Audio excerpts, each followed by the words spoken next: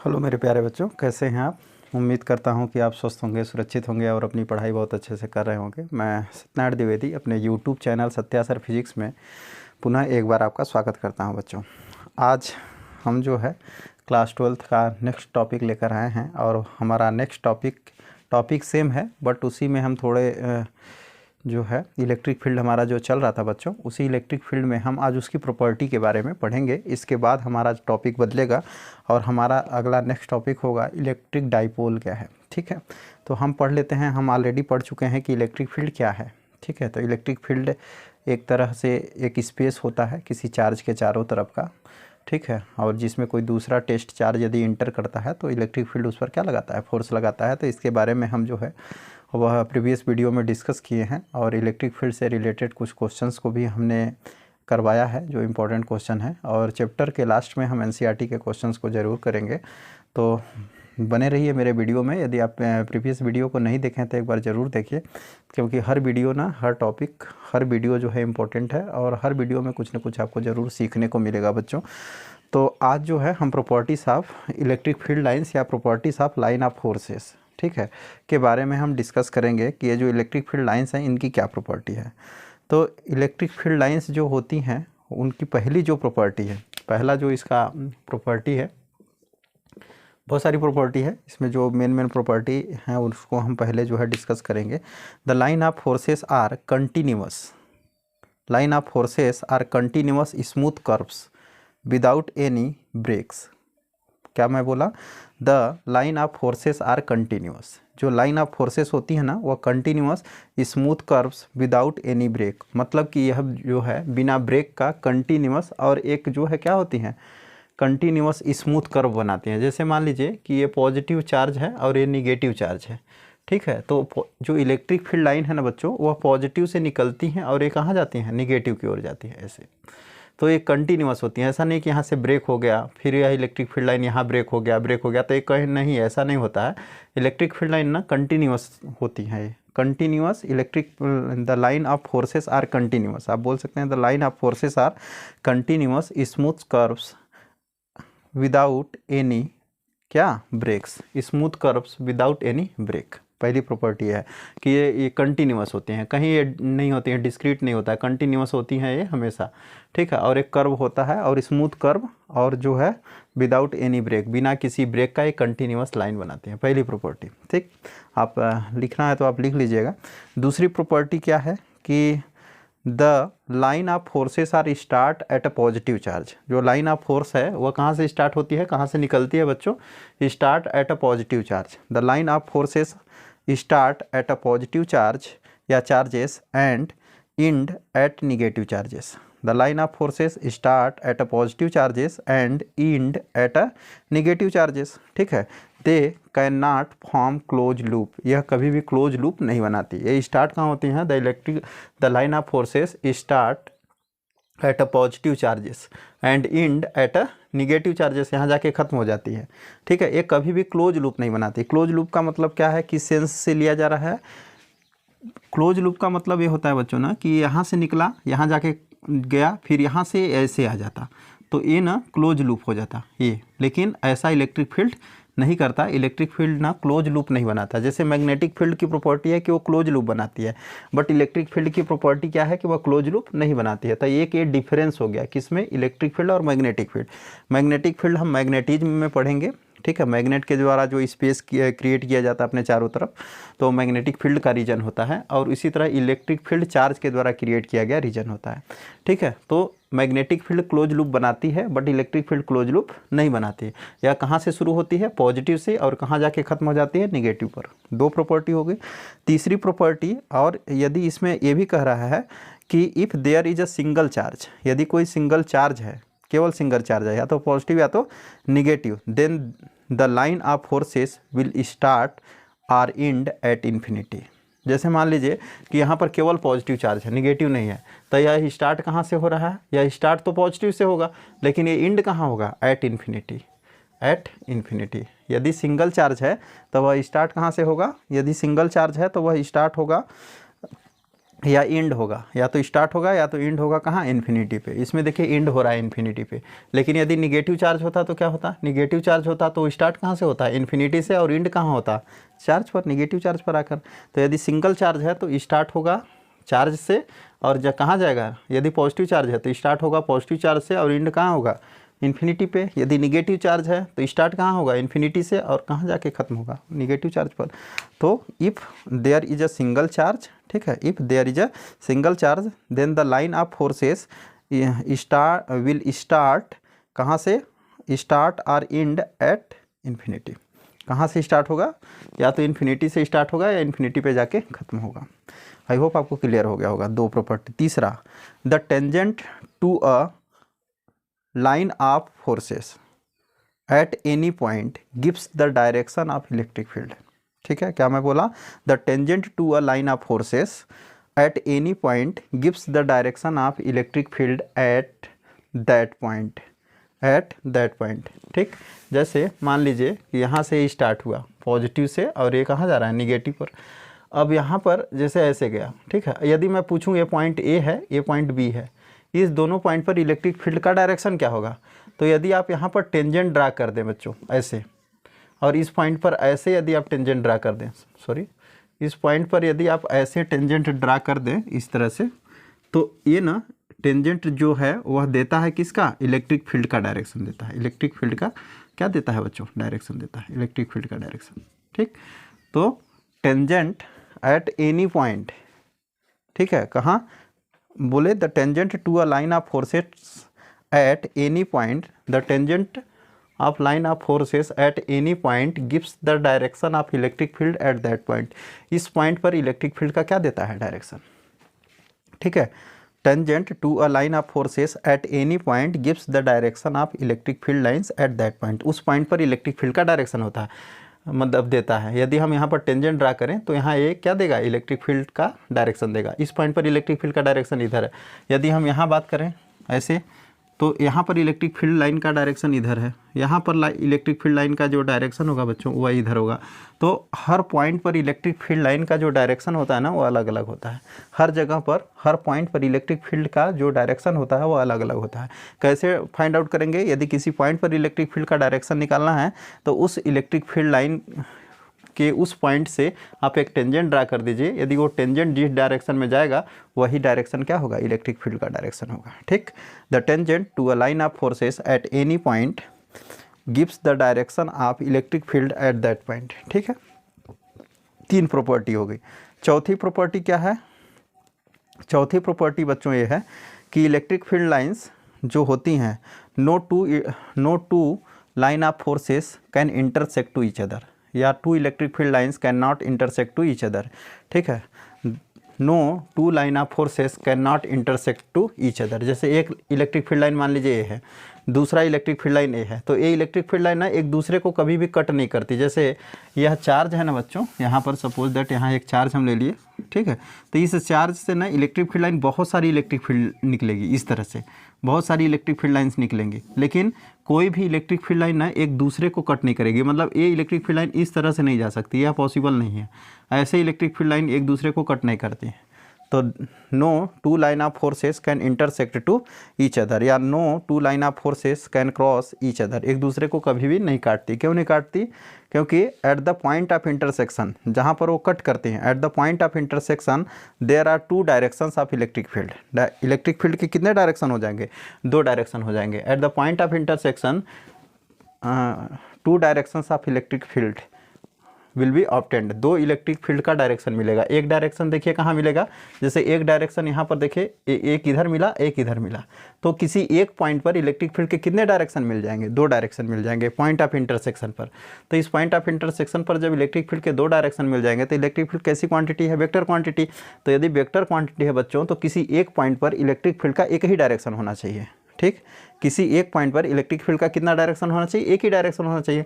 लेकिन यहाँ पर इलेक्ट्रिक फील्ड के कितने डायरेक्शन हो गए, दो डायरेक्शन हो गए, जो कि पॉसिबल नहीं है। तो क्या लिखेंगे, no line of forces can cross each other, या no two electric field lines are intersect to each other. Why, because at the point of intersection there are two direction of electric field electric field के कितने direction हो जाएंगे? 2।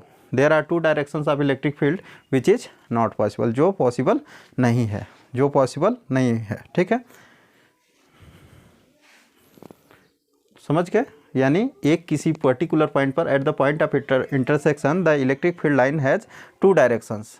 ठीक है, electric field line के कितने direction हो जाएंगे? 2 डायरेक्शन हो जाएंगे। ठीक है, और यह जो है विच इज़ नॉट पॉसिबल, जो पॉसिबल नहीं है, क्योंकि इलेक्ट्रिक फील्ड लाइन का एक पॉइंट पर एक ही डायरेक्शन होता है। तो ये आपको, आई होप आपको क्लियर हो गया होगा। ठीक है, कितनी प्रॉपर्टी हमने बता दिया? 4। 5वीं प्रॉपर्टी क्या है? 5वीं प्रॉपर्टी है बच्चों, the line of forces is always perpendicular to the surface. Surface के ऑलवेज क्या होता है? परपेंडिकुलर होता है। क्या? The line of forces are always normal to the surface of a conductor. ठीक है, normal to the surface of a conductor. The line of forces always perpendicular to the, या परपेंडिकुलर या normal to the surface of the conductor. जो conductor होता है उस conductor के surface से नॉर्मल जो है वो होता है। जैसे मान लीजिए ये कंडक्टर है, इस कंडक्टर पर ये चार्ज है, ये इस तरह से जो है इस कंडक्टर पर चार्ज है सरफेस पर इसके। ठीक है, तो अब इसमें जो इलेक्ट्रिक फील्ड लाइंस निकलेंगी वह हमेशा जो है वह सरफेस के क्या होती हैं? परपेंडिकुलर। जैसे ए ऐसे हो गया, सॉरी, ये जो है इस तरह से ए हो गया, यहाँ पर ए इस तरह से हो गया, ये हमेशा जो है वह इस तरह से परपेंडिकुलर होगा। इसका परपेंडिकुलर इधर होगा, इसका परपेंडिकुलर इधर होगा।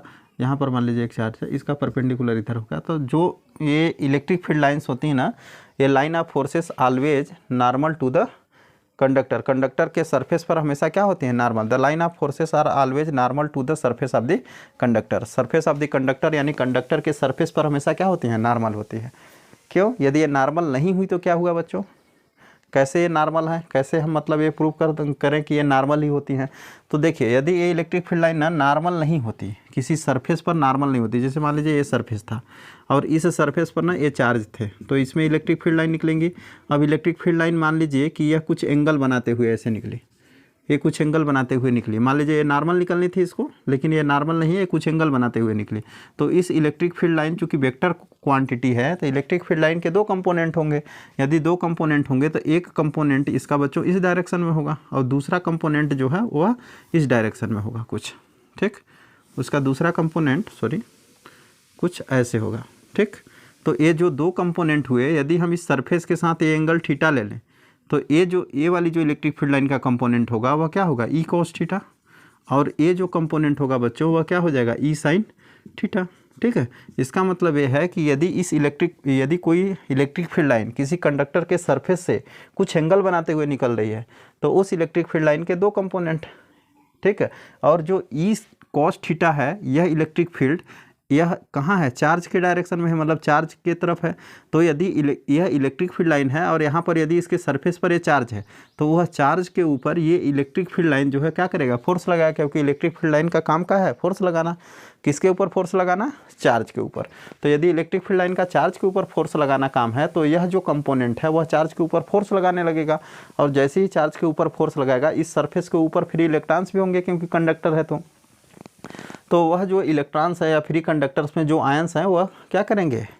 जो फ्री इलेक्ट्रॉन्स हैं वो मूव करना शुरू करेंगे, और जैसे ही मूव करना शुरू करेंगे या पॉजिटिव आयंस के कारण जब मूव करना शुरू करेंगे तो उसके कारण इस सरफेस पर एक क्या जनरेट हो जाएगा? एक इलेक्ट्रिक करंट जनरेट हो जाएगा। और इलेक्ट्रिक करंट जनरेट हो जाएगा तो ऐसा पॉसिबल नहीं है, क्योंकि इलेक्ट्रिक करंट तो जनरेट होता नहीं है। तो किसी सरफेस पर यदि चार्ज है तो उस चार्ज से निकलने वाली इलेक्ट्रिक फील्ड लाइंस हमेशा क्या होती है? परपेंडिकुलर टू द सरफेस होती है। यदि परपेंडिकुलर टू द सरफेस नहीं होंगी तो क्या होगा? तो वह क्या होता है कि उसके एक कंपोनेंट के कारण उसके ऊपर जितने भी चार्ज होते हैं उस चार्ज के ऊपर इलेक्ट्रिक फील्ड का एक कंपोनेंट फोर्स लगाता है, और फोर्स लगाने से वह चार्ज जो है वह क्या करते हैं? मूव करने लगते हैं, मोशन करने लगते हैं, जिसके कारण इसके अंदर एक करंट जनरेट हो जाता है। करंट जनरेट हो जाता है नहीं, इसके कारण एक करंट जनरेट हो जाता, जो कि हमको कभी भी कंडक्टर में ऐसा दिखाई नहीं देता। यदि नहीं दिखाई देता इसका मतलब यह है कि यह इसके ऊपर जो इलेक्ट्रिक फील्ड है वह हमेशा क्या होती है? नॉर्मल। यानी यदि ये इलेक्ट्रिक फील्ड का कंपोनेंट होता तो चार्ज मूव करता, और चार्ज मूव करता तो इस पर क्या होता? इसमें इलेक्ट्रिक करंट जनरेट होता। ठीक, इसका मतलब कि यह कंपोनेंट नहीं होता। यदि यह कंपोनेंट नहीं होता, इस कंपोनेंट को जीरो होना होता। जीरो होना पड़ेगा। तो इस कंपोनेंट को यदि जीरो होना पड़ेगा तो कॉस थीटा की वैल्यू जो है वह क्या होनी पड़ेगी, जीरो, यानी थीटा की वैल्यू क्या होनी पड़ेगी, 90 डिग्री। इसका मतलब कि थीटा हमेशा क्या होता है, 90 डिग्री होता है। इसका मतलब कि कभी भी इलेक्ट्रिक फील्ड लाइन किसी कंडक्टर के सरफेस से ऐसे नहीं निकलती, वो कैसे निकलती है, ऐसे सीधा निकलती है बच्चों। तो यदि कभी भी आपके एग्जाम्स में इस तरह से आया है, क्वेश्चन आया है, नीट में आया है, क्या आया है क्वेश्चन, इस तरह से दिखाया है। जैसे मान लीजिए ना, ये आपका कोई ये है कंडक्टर, तो यहाँ से जो इलेक्ट्रिक फील्ड लाइन आई वो कुछ इस तरह से दिखाया है, ठीक है, इस तरह से, ठीक है। तो ये जो है इलेक्ट्रिक फील्ड लाइन हमेशा जो है वो परपेंडिकुलर आती है, मतलब परपेंडिकुलर यहाँ पर जो है वह 90 डिग्री का एंगल बनाएंगी, कभी भी वो ऐसे नहीं आएंगी। इलेक्ट्रिक फील्ड लाइन आ रही हैं चाहे निकल रही हैं, तो किसी कंडक्टर के सरफेस पर यदि इलेक्ट्रिक फील्ड लाइन आ भी रही है ना तो वह परपेंडिकुलरली आएंगे, और यदि निकल रही हैं तो वो भी परपेंडिकुलर निकलेंगी, कभी भी वह कुछ एंगल बनाते हुए नहीं निकलती हैं। The line of forces are always normal to the surface of conductor, ठीक है, normal to the surface of conductor, यह इसकी प्रॉपर्टी है। मतलब किसी कंडक्टर से निकलने वाला जो इलेक्ट्रिक फील्ड लाइन है वह हमेशा परपेंडिकुलर होता है, ठीक, क्या होता है, परपेंडिकुलर होता है। तो आई होप आपको ये चीज़ क्लियर हो गया होगा। अब आगे हम नेक्स्ट में बात करते हैं, नेक्स्ट इसकी क्या प्रॉपर्टी है। तो जो नेक्स्ट इसकी प्रॉपर्टी है वह है कि the number of line leaving a positive charge or entering a negative charge, ध्यान से सुनिएगा, the number of lines leaving a positive charge or entering a negative charge is proportional to the magnitude of the charge, ठीक है। The number of lines leaving a positive charge से निकलने वाली electric field lines or entering a negative charge, या negative charge में enter करने वाली electric field lines, ठीक है, ये जो proportional to the magnitude of charge, charge के मैग्नीट्यूड पर डिपेंड करता है।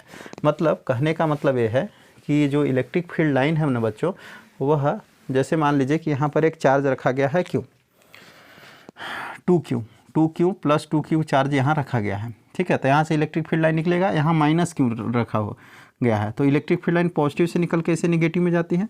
तो इलेक्ट्रिक फील्ड लाइन ऐसे गई, ठीक है, इलेक्ट्रिक फील्ड लाइन ऐसे गई, लेकिन सभी इलेक्ट्रिक फील्ड लाइन्स जो है वह नहीं जाएंगे इसके अंदर, सभी इलेक्ट्रिक फील्ड लाइन ना इसके अंदर नहीं जाएंगे बच्चों, सभी इलेक्ट्रिक फील्ड लाइन इसके अंदर नहीं जाएंगी। जो ये इलेक्ट्रिक फील्ड लाइन है ना वह सभी इसके अंदर नहीं जाएंगी। क्यों? क्योंकि यहाँ चार्ज का मैग्नीट्यूड ज़्यादा है और यहाँ चार्ज का मैग्नीट्यूड क्या है, कम है। तो मैग्नीट्यूड के ऊपर जो इलेक्ट्रिक फील्ड लाइंस जो बाहर निकलती हैं या जो इलेक्ट्रिक फील्ड लाइन अंदर जाती हैं, ठीक है, वह डिपेंड करती हैं कि नंबर ऑफ़ लाइंस उसके अंदर कितना इंटर करेंगी, वो उसके मैग्नीट्यूड पर डिपेंड करता है। आई होप आपको क्लियर हो गया होगा कि मान लीजिए कि 100 लाइंस यहाँ से निकल रही हैं, ठीक है, यहाँ प्लस 2Q कूलाम चार्ज था, यहाँ से 100 लाइंस निकल रही हैं और यहाँ माइनस Q कूलाम चार्ज है, तो यहाँ पर केवल 50 लाइंस जो है वह इंटर करेंगे और 50 लाइन इंटर नहीं करेंगे। तो क्या बोले, द नंबर ऑफ़ लाइंस, ठीक है, लिविंग अ पॉजिटिव चार्ज और entering a negative charge is proportional to the magnitude of charge, charge के मैग्नीट्यूड पर डिपेंड करता है। चार्ज का मैग्नीट्यूड कम होगा तो उससे इलेक्ट्रिक फील्ड लाइन कम निकलेंगी, यदि चार्ज का मैग्नीट्यूड ज़्यादा है तो इलेक्ट्रिक फील्ड लाइन्स ज़्यादा निकलेंगी या ज़्यादा इंटर करेंगे, ठीक। तो इलेक्ट्रिक फील्ड लाइंस का जो बाहर निकलना या तो इंटर करना, लिविंग होना, या तो फिर उससे क्या होला, इंटर करना, ये दोनों जो है वह डिपेंड करता है उस चार्ज के मैग्नीट्यूड पर। चार्ज का मैग्नीट्यूड बड़ा होगा तो नंबर ऑफ़ लाइंस ज़्यादा निकलेंगी, चार्ज का मैग्नीट्यूड कम होगा तो नंबर ऑफ़ लाइंस कम निकलेंगी। आई होप आपको ये चीज़ क्लियर हो गया होगा, ठीक है। अगला देखते हैं, ठीक, ये 5 या 6 प्रॉपर्टी हो गई। नेक्स्ट प्रॉपर्टी जो है ना बच्चों, इसकी क्या है, नेक्स्ट प्रॉपर्टी है कि in a uniform field the field lines are straight, in a uniform field the field lines are straight parallel and uniformly speed. जैसे मान लीजिए कि यहाँ पर एक ऐसे हम ये फील्ड लाइन बना दिए, तो जो field lines uniform field lines होती हैं ना वह पैरेलल होती हैं। यूनिफॉर्म फील्ड लाइंस जो होती हैं वह कैसी होती हैं, पैरेलल होती हैं। तो पैरेलल यूनिफॉर्म जो फील्ड लाइन है, इसमें जब कोई भी चार्ज होगा ना तो वो चार्ज ना वो सेम स्पीड से चलेगा, सेम स्पीड से चलेगा। तो यूनिफॉर्म जो फील्ड लाइंस होती हैं, the uniform field lines the line are straight parallel, ये स्ट्रेट होती है। जैसे यूनिफॉर्म फील्ड लाइन जो है ना ये स्ट्रेट होती है, मतलब सीधा होती है, और ये क्या होती है, पैरेलल। और इन फील्ड लाइन के बीच का जो गैप होता है, जो डिस्टेंस होता है ना, वो इक्वल होता है हर जगह। तो parallel field lines are parallel, sorry, uniform field lines are parallel to each other, parallel होती है, and the distance between them are equal to each and every point. प्रत्येक पॉइंट पर जो इनके बीच का जो डिस्टेंस होता है वो क्या होता है, बराबर होता है। तो यूनिफॉर्म इलेक्ट्रिक फील्ड लाइन्स है। और यूनिफॉर्म इलेक्ट्रिक फील्ड लाइन में जब कोई चार्ज मूव करता है ना, तो वो चार्ज यदि वो पॉजिटिव चार्ज है, ठीक है, कौन सा चार्ज है बच्चों, पॉजिटिव चार्ज है, तो इस डायरेक्शन में मूव करेगा। तो इस डायरेक्शन में मूव करेगा तो इसकी स्पीड क्या होगी, कांस्टेंट होगी, बराबर होगी। ठीक है, तो आई होप आपको ये चीज़ क्या हो गया होगा, क्लियर हो गया होगा कि यूनिफॉर्म जो इलेक्ट्रिक फील्ड है उसमें चार्ज का मोशन जो है वो यूनिफॉर्म होता है, कांस्टेंट स्पीड से मूव करता है, और साथ साथ उनके बीच का, इलेक्ट्रिक फील्ड लाइंस के बीच का जो डिस्टेंस होता है वो बराबर होता है। अगला जो है इसको हम देखते हैं, जो इलेक्ट्रिक फील्ड लाइंस होती है ना वह नॉन यूनिफॉर्म यदि होंगी, non uniform electric field lines होंगी जो बच्चों, वह non uniform electric field lines कुछ इस तरह से होती है। ये देखिए, ये non uniform electric field lines. यदि कोई चार्ज यहाँ है तो इस पर ज़्यादा फोर्स लगेगा, यदि कोई चार्ज यहाँ चला गया तो उस पर जो है वह कैसा फोर्स लगेगा, कम फोर्स लगेगा। तो कोई भी जो है नॉन यूनिफॉर्म इलेक्ट्रिक फील्ड में यदि कोई चार्ज मोशन कर रहा है तो उसके ऊपर हर पॉइंट पर फोर्स क्या होगा, अलग अलग होगा। जहाँ पर इलेक्ट्रिक फील्ड लाइन क्लोज होंगी वहाँ पर फोर्स ज़्यादा लगेगा, और जहाँ इलेक्ट्रिक फील्ड लाइन्स जो है वह दूर दूर होंगी वहाँ पर फोर्स क्या होगा, जो है वह कम लगेगा। तो आई होप आपको जो है क्लियर हो गया होगा कि इलेक्ट्रिक फील्ड लाइंस जो होती हैं वह यदि यूनिफॉर्म में है तो सेम फोर्स लगाएंगी, ठीक है, और उसमें चलने वाला चार्ज का जो स्पीड होगा वो कांस्टेंट होगा। यदि non uniform electric field line है और उस इलेक्ट्रिक फील्ड में यदि कोई चार्ज पुट कर दिया गया तो उसके ऊपर लगने वाला फोर्स क्या होगा, अलग अलग होगा। हर पॉइंट पर लगने वाला फोर्स क्या होगा, अलग अलग होगा। आई होप आपको क्लियर हो गया होगा। यदि हम पॉइंट यहाँ ए ले लें, यहाँ पर पॉइंट क्या ले लें, बी ले लें, तो electric field at point A is greater than electric field at point B, ये होगा, ये कंडीशन होगा। ओके, नेक्स्ट जो है इसका हम नेक्स्ट बात कर लेते हैं। The line of forces do not passes through a conductor. The line of forces do not passes through a conductor because the electric field inside a charged conductor is zero. जो electric field होता है वह conductor के अंदर नहीं पास करता। Electric field lines do not passes through a conductor, conductor के अंदर जो है इलेक्ट्रिक फील्ड लाइन पास नहीं करता। मतलब एक जो कोई कंडक्टर है तो इस कंडक्टर में ना इलेक्ट्रिक फील्ड लाइन पास नहीं करेगा। ये इलेक्ट्रिक फील्ड लाइन इस तरह से ऐसे दिखाई देगा आपको, और इधर से बाहर निकलता हुआ दिखाई देगा। तो इसका मतलब ये है कि electric field line do not passes through a conductor, ठीक है, because electric field inside a charge conductor is zero. जैसे ये कोई कंडक्टर है और ये चार्ज है तो इस कंडक्टर के अंदर इलेक्ट्रिक फील्ड लाइन क्या होगी, इलेक्ट्रिक फील्ड जीरो होता है। तो इलेक्ट्रिक फील्ड में यदि कोई चार्ज कंडक्टर है और उस चार्ज कंडक्टर को यदि हम इलेक्ट्रिक फील्ड में रख दिए तो वह इलेक्ट्रिक फील्ड में रखने पर उसमें जो इलेक्ट्रिक फील्ड लाइंस होंगी, ठीक है, यदि हम किसी चार्ज कंडक्टर को इलेक्ट्रिक फील्ड में रख दिए और इलेक्ट्रिक फील्ड में रखने के बाद वो जो इलेक्ट्रिक फील्ड लाइंस होंगी वह उसके अंदर से पास नहीं करेंगी, कुछ इस तरह से हो जाता है उसका, ठीक है। तो electric field lines do not passes through a conductor. I hope आपको जो है ये चीज़ क्लियर हो गया होगा, ठीक है। अब यहाँ हमारा जो है इलेक्ट्रिक फील्ड की प्रॉपर्टी जो है हमने बता दी, और हमको लगता है कि आप जो है ये समझ गए होंगे कि इलेक्ट्रिक फील्ड लाइंस की कितनी प्रॉपर्टीज़ हैं। मेन जो प्रॉपर्टी थी हमने चर्चा कर दिया। अब हमारी जो बारी आती है बच्चों ना, हम इलेक्ट्रिक डाइपोल के बारे में पढ़ेंगे कि इलेक्ट्रिक डाइपोल क्या है और इसकी क्या क्या प्रॉपर्टी होती है, ठीक है। तो डाइपोल का मतलब क्या है, इलेक्ट्रिक डाइपोल का मतलब क्या है, या तो इसके पहले ना एक चीज़ और देख लीजिए आप। Electric field of a ring, ring के कारण इलेक्ट्रिक फील्ड क्या होता, हम ना इसका डेरिवेशन नहीं करेंगे, इसका डेरिवेशन ना बोर्ड के लिए इम्पोर्टेंट है। तो बच्चे जो है बुक्स से डेरिवेशन तो कर ही लेते हैं, थोड़ा बायो वालों को दिक्कत होती है, फिर भी बायो वाले कर लेते हैं। तो electric field of a charge ring, charge ring का इलेक्ट्रिक फील्ड कितना होगा, electric field of a charged ring, जो चार्ज रिंग है उसका इलेक्ट्रिक फील्ड क्या है, electric field of a charge ring. Charge ring जैसे मान लीजिए एक हम रिंग ले लिए, ठीक है, एक हम क्या ले लिए बच्चों, रिंग ले लिए, और उस रिंग के कारण ना इलेक्ट्रिक फील्ड हमको निकालना है, ठीक। ये हमारा रिंग है, इस रिंग का ना इलेक्ट्रिक फील्ड हमको इसके कारण निकालना है। ठीक है, ये हमारा रिंग है। तो इस रिंग का ये सेंटर है, ये इसका क्या है, रेडियस, ये वाला ये इसका रेडियस है। तो इसका रेडियस, एक मिनट ना बच्चों, ठीक है, ये इसका सेंटर है और ये इसका जो है वो क्या है, ये रेडियस है बच्चों, ये रेडियस है।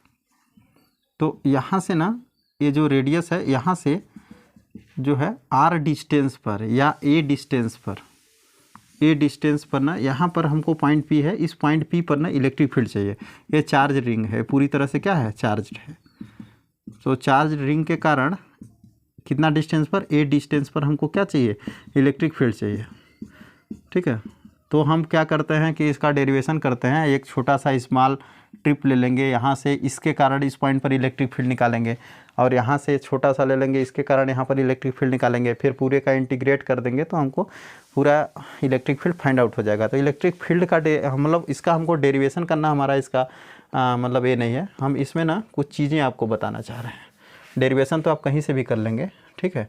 तो यहाँ पर पॉइंट पी है, इस पॉइंट पी पर ना इस रिंग के कारण इलेक्ट्रिक फील्ड चाहिए हमको। तो इलेक्ट्रिक फील्ड होगा कितना, तो इसका इलेक्ट्रिक फील्ड जो आता है ना इस पॉइंट पी पर, ई पी हम इज इक्वल टू 1/4πε0, 1/4πε0। ये किसकी वैल्यू है, के की, ठीक है, क्यू एक्स, ठीक है। इस पर मान लेते हैं कि पूरा चार्ज कितना डिस्ट्रीब्यूटेड है, क्यू, तो क्यू जो है, और ये जो डिस्टेंस है Q A divided by R square plus A square का whole square, R square plus A square का के पावर 3/2, सॉरी के पावर 3/2 ये दिया है। Q A divided by R square plus A square की पावर 3/2, ये हो गया बच्चों, ठीक है। और यह इलेक्ट्रिक फील्ड किस डायरेक्शन में, यदि पॉजिटिव चार्ज है तो इसका electric field, net electric field इस डायरेक्शन में होगा, नेट इलेक्ट्रिक फील्ड इस डायरेक्शन में होगा, जो इस डायरेक्शन में इलेक्ट्रिक फील्ड होगा। यदि यहीं पर पॉजिटिव के जगह निगेटिव चार्ज होता तो उसका इलेक्ट्रिक फील्ड कैसे होता, जैसे मान लीजिए कि यहाँ पर जो है निगेटिव चार्ज होता, यह हमारा आर है, ये हमारा जो है आर, यहाँ पर यदि निगेटिव चार्ज होता तो निगेटिव चार्ज के कारण जो है वह ए डिस्टेंस पर, कितने डिस्टेंस पर बच्चों, ए डिस्टेंस पर यहाँ पर इलेक्ट्रिक फील्ड कितना होगा, यहाँ पर, तो यहाँ पर इलेक्ट्रिक फील्ड किस डायरेक्शन में होगा, पहले तो इस डायरेक्शन में होगा, और कितना होगा, सेम होगा, बस उसका डायरेक्शन क्या हो जाएगा, चेंज हो जाएगा, इस डायरेक्शन में इलेक्ट्रिक फील्ड हो जाएगा। तो इलेक्ट्रिक फील्ड जो है ड्यू टू पॉजिटिव चार्ज और electric field due to negative charge, मतलब पॉजिटिव चार्ज और निगेटिव चार्ज के कारण जो है किसी पी पॉइंट पर इलेक्ट्रिक फील्ड, और ये क्या है, एक रिंग है, ठीक है। तो electric field of a charge ring, positive charge ring, और electric field of a negative charge ring. Negative होगा तो इलेक्ट्रिक फील्ड अंदर आता हुआ दिखाई देगा, इलेक्ट्रिक फील्ड यदि पॉजिटिव चार्ज है तो इलेक्ट्रिक फील्ड बाहर जाता हुआ दिखाई देगा। और उसका इलेक्ट्रिक फील्ड कितना आता है इस पॉइंट पर, तो आता है 1/4πε0 Q A divided by R square plus A square की पावर 3/2, ठीक है। इसका डेरिवेशन तो आप कर ही लेंगे, इसमें हम कुछ इंपॉर्टेंट पॉइंट बता रहे हैं, स्पेशल केस बता रहे हैं। तो यह इलेक्ट्रिक फील्ड की जो वैल्यू होती है वह ए पर डिपेंड करती है। यदि ए की वैल्यू को आप धीरे धीरे धीरे धीरे कम करते जाइए और यहाँ सेंटर पर ले जाइए, यदि ए को कम करके ए की वैल्यू 0 कर दीजिए, ए की वैल्यू 0 का मतलब कि यदि वो पॉइंट यहाँ पहुँच गया सेंटर पर, ए पॉइंट पी कहाँ ले लें हम, सेंटर पर, और ए की वैल्यू क्या हो जाए, 0। तो यदि ए की वैल्यू 0 हो गई बच्चों, पहला स्पेशल केस देख लीजिए, स्पेशल केस में पहला केस ये है कि if A is equal to 0, यदि ए क्या है वैल्यू, ए की वैल्यू क्या है, 0, यदि ए की वैल्यू 0 है तो इस केस में क्या होगा बच्चों कि ए की वैल्यू यहाँ 0 पुट कर दीजिए तो इलेक्ट्रिक फील्ड क्या आ जाएगा, 0। तो इलेक्ट्रिक फील्ड क्या आ जाएगा, 0। E P is equal to क्या आ जाएगा, 0, यानी ए 0 हुआ तो ई पी 0 होगा। इसका मतलब ये बोल सकते हैं कि field is 0 at the centre of the ring, field is 0 at the centre of the ring, यानी रिंग के सेंटर पर इलेक्ट्रिक फील्ड क्या होता है, 0 होता है, ठीक है। इलेक्ट्रिक फील्ड क्या होता है, 0, कहाँ पर, at the centre of the ring, यानी रिंग के सेंटर पर इलेक्ट्रिक फील्ड क्या हो जाता है बच्चों, 0 हो जाता है, ठीक। मतलब यहाँ यदि ले लें हम ये पॉइंट पी तो वह इलेक्ट्रिक फील्ड क्या आएगा, 0। दूसरा केस क्या है कि ये जो है यदि एक्स, ये जो ए की वैल्यू है बहुत ज़्यादा बड़ा हो गया, A is much greater than R, यदि ए की value much greater than R, मतलब ये जो ए है यह आर से बहुत ज़्यादा बड़ा हो गया, आर से बहुत ज़्यादा बड़ा हो गया, कौन, ए, ठीक है। तो उसमें हम लिखेंगे क्या, तो यहाँ ए की आर की वैल्यू को नेगलेक्ट कर दीजिए, आर की वैल्यू को क्या कर दीजिए बच्चों, नेगलेक्ट कर दीजिए। मतलब यदि आर ए बड़ा हो गया, आर छोटा हो गया, यानी तो आर की वैल्यू को हम टेंस टू क्या रख दें, आर की वैल्यू को 0 रख दें। तो इस इक्वेशन में यदि आप पुट करते हैं तो E P is equal to क्या होगा, 1/4πε0 Q A divided by R की वैल्यू 0, तो ए की पावर, ए का स्क्वायर की पावर क्या, 3/2। तो यहाँ 2 से 2 कट गया, तो यहाँ क्या आ गया, 1/4πε0 Q A by A Q, और ए से ए यहाँ कट गया बच्चों, तो यहाँ ए से ए कटने के बाद आ गया 1/4πε0 क्यू बाई ए स्क्वायर, ये आ गया क्यू बाई ए स्क्वायर। तो ये हमारा जो है, यदि आर की वैल्यू बहुत छोटी हो एज कम्पेयर्ड टू ए, ठीक है, ए की कंपैरिजन में आर की वैल्यू छोटी हो, तो हमारा जो फार्मूला बन जाता है 1/4πε0 क्यू बाई ए स्क्वायर हो जाता है, ठीक है, क्यू बाई ए स्क्वायर, ये हो गया। अब ये कैसा बिहेव करने लगा, ड्यू टू पॉइंट चार्ज की तरह ये बिहेव करने लगा, तो ये हमारा इस तरह से आ गया। अब तीसरा इसका केस है कि electric field will B maximum, कहाँ मैक्सिमम होगा, तीसरा case, electric field will B maximum. तो इलेक्ट्रिक फील्ड मैक्सिमम कहाँ होगा बच्चों, तो जो इलेक्ट्रिक फील्ड मैक्सिमम होगा, तीसरा केस देख लीजिए, जो तीसरा केस है, ई जो है वह मैक्सिमम होगा कहाँ, ई मैक्सिमम वहीं होगा जब D E by D x की जो वैल्यू होगा, ठीक है, D E by D A की वैल्यू मान लीजिए, ठीक है, या तो इसको ए डिस्टेंस लिए हैं तो ए ले लीजिए, डी बाई डी ए की वैल्यू क्या हो, 0, जहाँ पर D E by D A की वैल्यू क्या हो, 0 हो जाए। जहाँ पर 0 होगा वहीं पर ये वैल्यू क्या होगी, ए ई जो है वो मैक्सिमम होगा, मतलब ये कहीं पर ई की वैल्यू मैक्सिमम होगी। और ई की वैल्यू मैक्सिमम कहाँ होगी, जैसे यहाँ पर इस पॉइंट को ले लिए, यहाँ ले लिए, यहाँ ले लिए, यहाँ ले लिए, तो हर पॉइंट पर इलेक्ट्रिक फील्ड अलग अलग होगा ना, कहीं पर मैक्सिमम भी होगा। तो इलेक्ट्रिक फील्ड मैक्सिमम कहाँ होगा, इस लाइन पर इलेक्ट्रिक फील्ड मैक्सिमम कहाँ होगा, तो इलेक्ट्रिक फील्ड मैक्सिमम वहाँ होगा यदि ये डिस्टेंस मान लीजिए एक्स ले लेते हैं हम, तो डी बाई डी एक्स की वैल्यू जहाँ 0 होती वहीं पर इलेक्ट्रिक फील्ड मैक्सिमम होता, ठीक है, कभी कभी ये पूछ लेता है, इंपॉर्टेंट पॉइंट है। तो डी बाई डी एक्स की वैल्यू जहाँ पर 0 आएगी वहाँ पर इलेक्ट्रिक फील्ड क्या होगा, मैक्सिमम होगा। और या तो आप ये बोल सकते हैं कि एक्स की वैल्यू यदि जो है वह ±r/2 पर जो है ±r/2 पर इलेक्ट्रिक फील्ड मैक्सिमम होगा, एक्स की वैल्यू ±r/2 जहाँ होगा वहाँ पर इलेक्ट्रिक फील्ड क्या होगा, मैक्सिमम होगा। यानी +r/2 r/√2 और -r/√2 पर इलेक्ट्रिक फील्ड क्या होगा, मैक्सिमम होगा। तो इस तरह से हम इसका जो है ग्राफ देख लेते हैं कि इलेक्ट्रिक फील्ड मैक्सिमम कहाँ होगा, ±r/2 पर इलेक्ट्रिक फील्ड मैक्सिमम होता है रिंग के केस में, ठीक। तो इस तरह से इसका जो है वो ग्राफ ड्रा होता है। जैसे मान लीजिए कि यहाँ हम ये बना दिए, तो ये आपका हो गया, ठीक, इलेक्ट्रिक फील्ड जो है वह मैक्सिमम है, कहाँ मैक्सिमम बच्चों, यहाँ, ये है इलेक्ट्रिक फील्ड, ठीक है, ये इलेक्ट्रिक फील्ड है, ये है इलेक्ट्रिक फील्ड, ई एक्स ले लीजिए, इलेक्ट्रिक फील्ड मैक्सिमम है इस पॉइंट पर, कहाँ पर, यहाँ पर। तो ये यदि ओरिजिन है तो यहाँ पर क्या होगा, -r/2 -r/√2, और इधर यदि होगा तो ये वाला पॉइंट क्या होगा, +r/√2, यहाँ पर इलेक्ट्रिक फील्ड मैक्सिमम होगा, ई मैक्सिमम को दिखा रहा है, ठीक है। तो इलेक्ट्रिक फील्ड मैक्सिमम कहाँ होता है, तो +-r/√2 पर, या तो ये बोला जा सकता है कि इलेक्ट्रिक फील्ड मैक्सिमम होगा जहाँ पर डी बाई डी एक्स की वैल्यू 0 होगी। और ये इलेक्ट्रिक फील्ड होता क्या है, रिंग के कारण इलेक्ट्रिक फील्ड कितना होता है बच्चों, तो आप क्या लिख सकते हैं, E = 1/, याद कर लीजिएगा इसको, 1/4πε0 क्यू ए, या तो क्यू एक्स, यदि ये डिस्टेंस एक्स ले लें, Q X by X square plus are square की पावर क्या, 3/2,